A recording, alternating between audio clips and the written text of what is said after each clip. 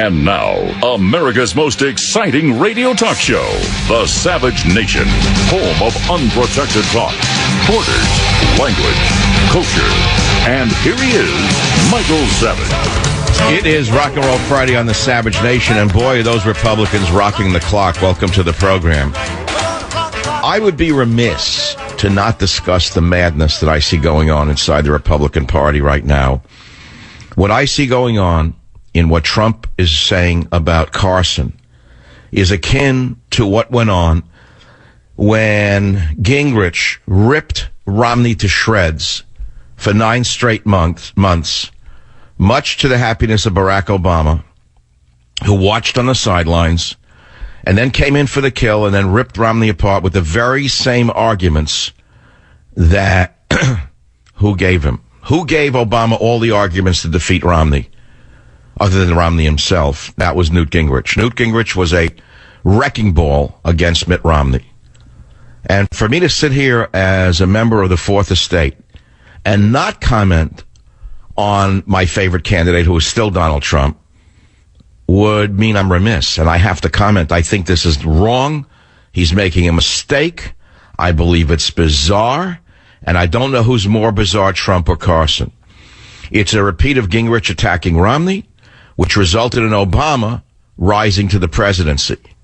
They should be attacking Hillary Clinton's background, her foreground, and her politics, not each other. That's what I say. And it's a very important topic. And I could ask you, whose side are you on? If you want to talk about that, it could be as simple as that. But I'd like to go into this in a little more detail. First, by playing what Trump said about Carson. If you haven't heard it, you've got to say to yourself, why would he do a thing like this? The audience went dead silent as he started to launch into his attacks against Carson, which, by the way, are uncalled for in plain English. I like Trump. I think he's the only candidate up there who would use a tactical nuclear weapon against ISIS. I've said that yesterday. I say it again today. I think he'd be best for the military. I think he'd be best to protect us from the scourge coming over the border. I said that yesterday. I'll say it today. But I think he's going down the wrong hole. He's running down a path. I don't know who's advising him. I don't know why they're telling him to attack Carson instead of Hillary. Something doesn't make sense to me. And I'll tell you something else. There's something more to what I'm saying here, which will take me a while to get to it. I don't like what I see. My suspicions are up. My antenna are up. And I don't like what I see. They should be attacking Hillary. Instead, they're attacking each other. So who's winning? With Trump attacking Carson, and Carson saying, I'm not going to roll in the mud with him. Tell me who came out the clear winner here. Do I have to say the word Hillary Clinton? Why are they doing this? Surely they have the intelligence to know how this is resonating in the country. Why are they continuing to attack each other, mainly Trump attacking everyone around him? You know, maybe this works in radio. Maybe it even doesn't work in radio, but it doesn't work on the national stage. The people don't want to hear you attacking another candidate unless it's the opposition party. They want to hear what you have to say as to how you're going to save America, not how you're going to rip down Carson. That's my opinion. I'm not running for office, of course, but in a way I run for office every day on this show. Everyone in radio is running for office every day. Do you know that?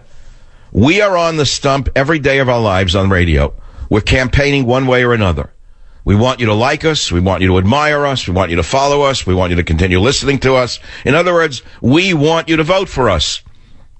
So we in talk radio are in politics longer than any sitting president. I've been in politics for 21 years. Every day, think about this. Every day I get up in front of the American public, millions of people. I have to convince them that I'm worth listening to. And despite the mistakes I make from time to time, that you should continue listening to me. You should buy my books. I'm a politician when you think about it. So is everyone in radio. We're all selling you something, aren't we? But I want to say this to you right now.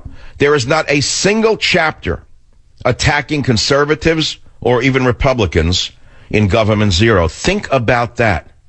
I could have spent an entire chapter in Government Zero attacking liberal Republicans. I could have attacked Rubio. I didn't do it. Maybe a line here or there. I didn't waste your time. I told you what Obama's doing to America. I told you how he's broken the cities apart.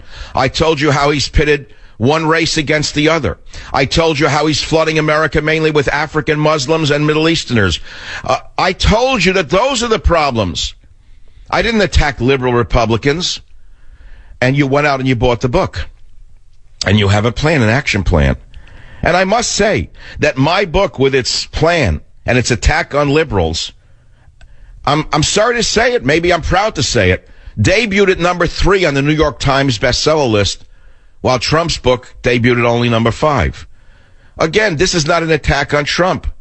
It's almost a way of saying, Donald, what the heck are you doing? Donald, who the heck is advising you? Donald, you're going down the wrong road, Donald. Why are you going there? Why don't you attack Hillary?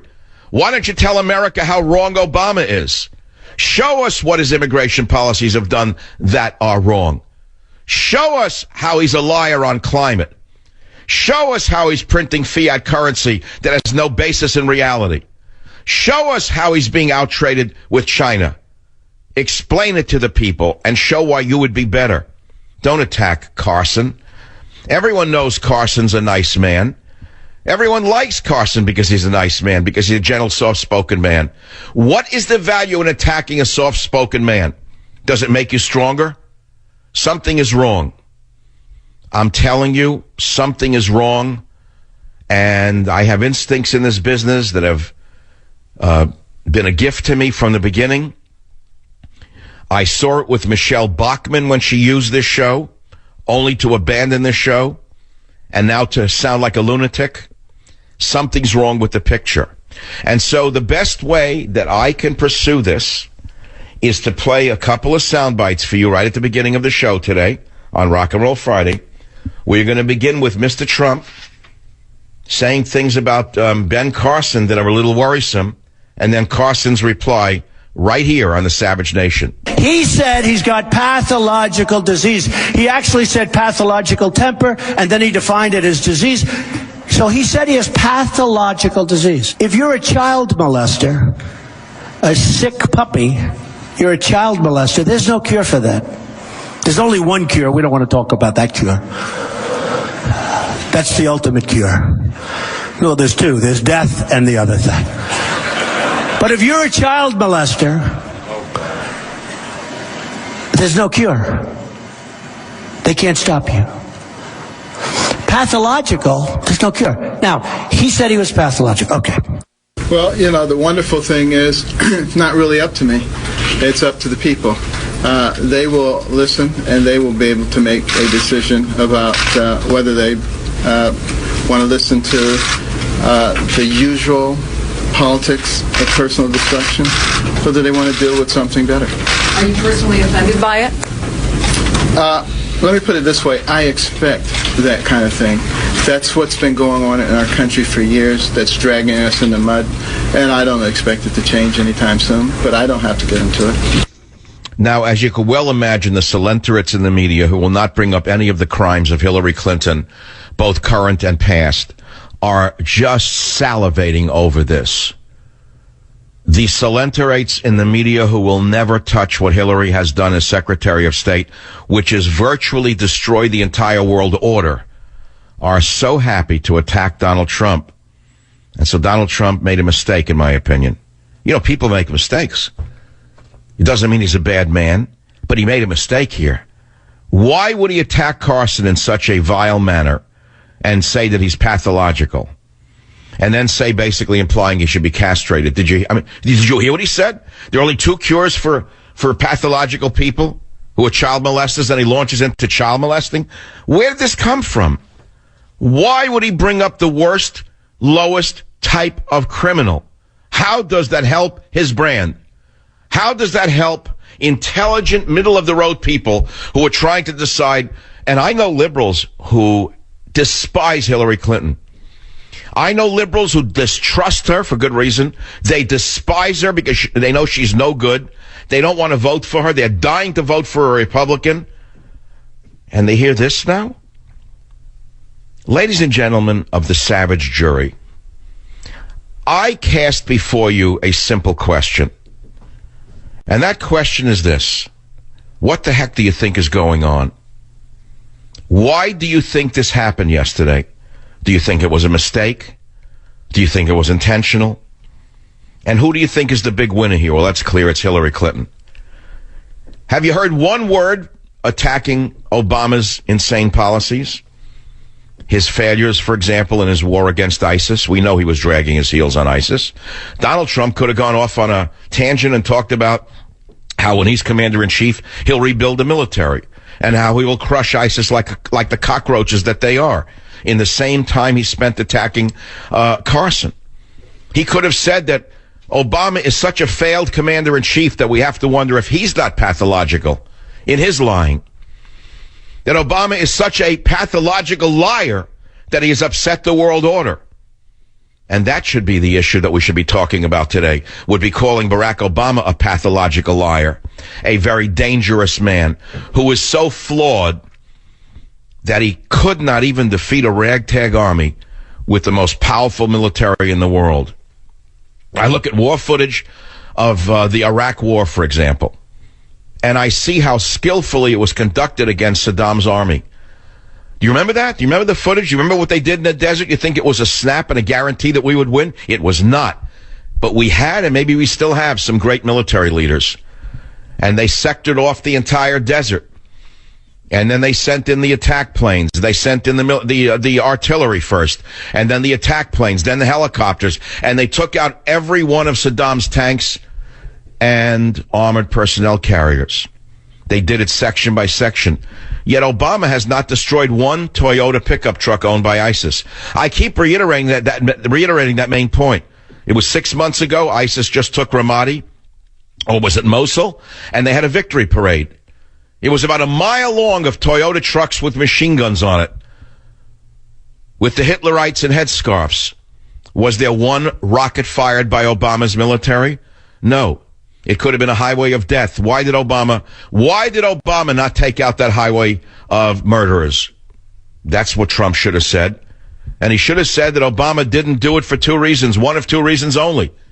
One, either he's a pathological liar and he's really fighting on their side because he wanted ISIS to take down Assad, or he's too weak to be a commander-in-chief, and that when I am commander-in-chief, I can guarantee you these cockroaches won't be around very long.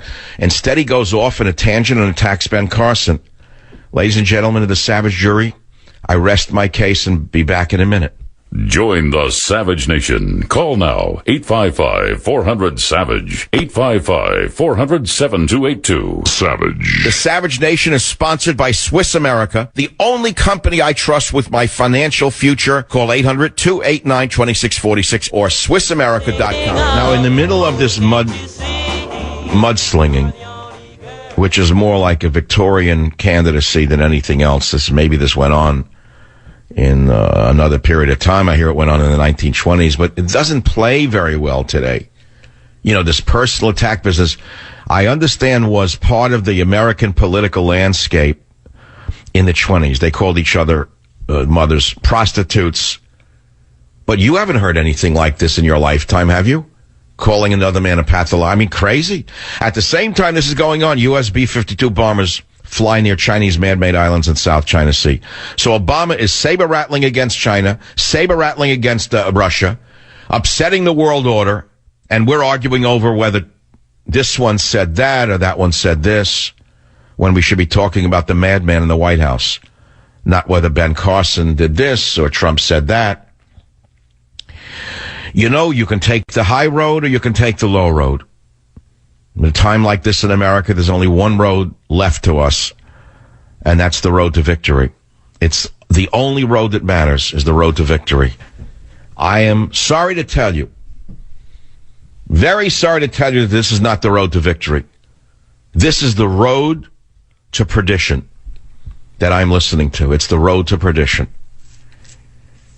And I've met Donald Trump a few times. He's been on the show a few times. I like Donald Trump. I'd vote for Trump. Even today, right today, I'd vote for him. But somebody is sending him down the wrong path.